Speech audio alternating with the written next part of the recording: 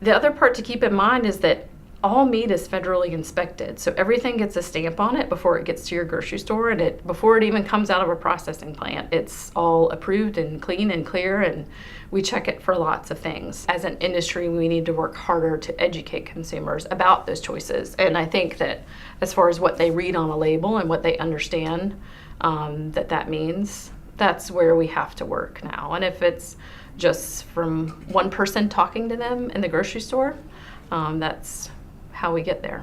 Part of the issues, we have two arms of the industry. We have live production, and then we have sales. And sales just cares about selling chicken, and they don't care how they get it.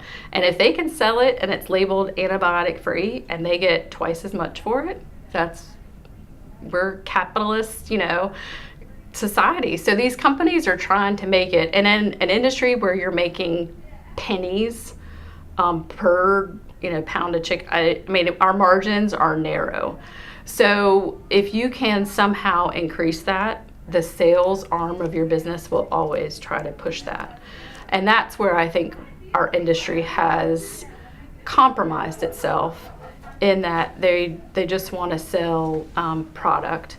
And I think our industry allowed some marketing strategies to take over. The first thing I think was the no hormones, no steroids added to one company's label as a marketing strategy, which then implies that everyone else does have hormones and steroids. And then it proceeded for no antibiotics. Well, then that means everybody else has antibiotics, and that's what the consumer assumes. So until we educate consumers, no, not everything is truly antibiotic free because we withdraw antibiotics for a certain time period.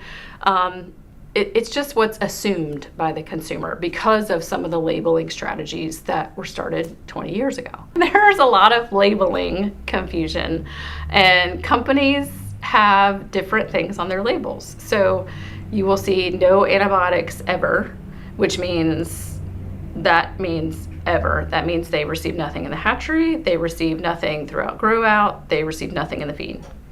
Nothing.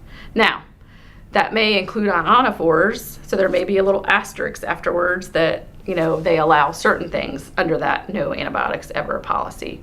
So it really depends on how the bird is marketed and through what consumer chain. I think the other part that gets a little cloudy is that grocery stores put their own labels on things. And at least what I see in the grocery store myself is that they tend to be the ones that will mislabel. I think that's where we have to bridge the gap. If we're selling to someone, hey, this is what we'd like for you to put on the label. You can't just put whatever you'd like. And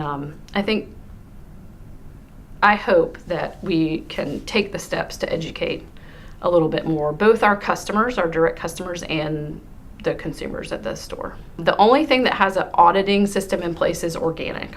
So that does have some rules and regulations in place, and someone has to come and audit you that says you're following the organic standard. So if you prefer that for your family, I encourage you to go and purchase that. If you feel through your understanding that that is better for you and your family, the choices are out there.